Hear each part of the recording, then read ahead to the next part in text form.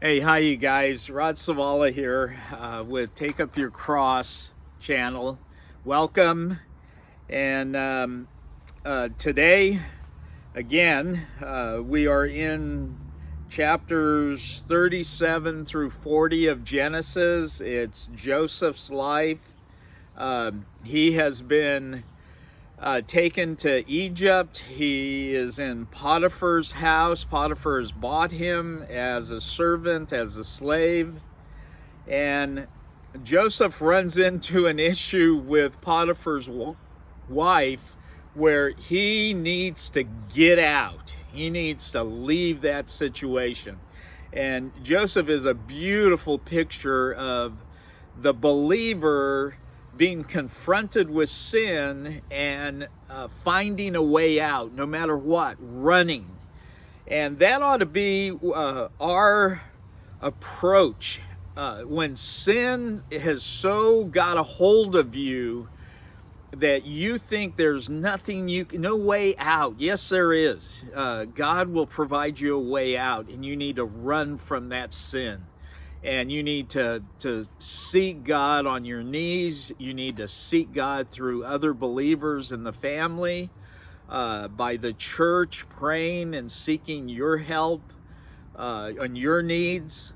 But run from whatever it is that keeps you from being used by God.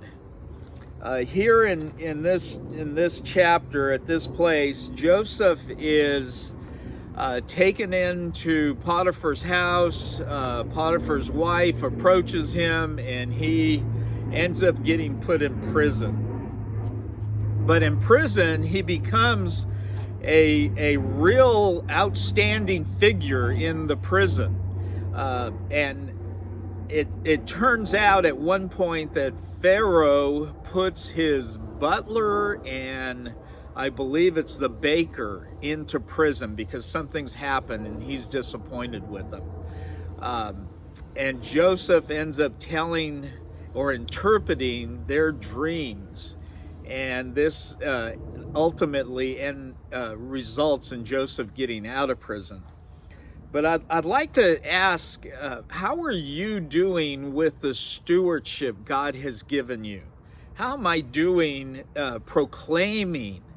The gospel can be, I believe there's basically three ways that we approach our stewardship. One is by proclamation. I'm not really asking permission of those around me to declare what I know. I'm just declaring it. And I'm trying to declare it in a way that is appropriate.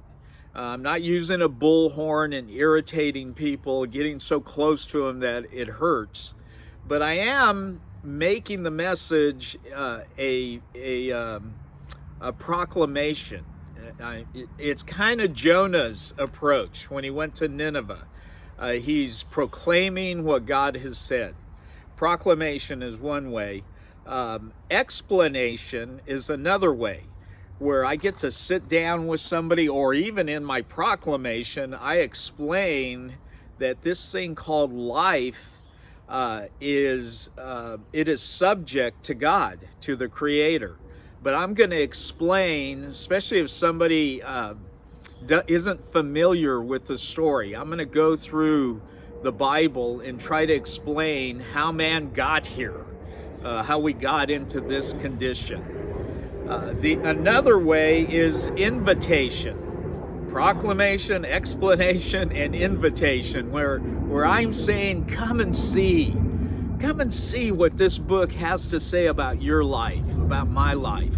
Come and see what this book has to say about the past and about what's coming in the future. We know, and we ought to be proclaiming that. So I would ask you to really think about, what is it that keeps you silent?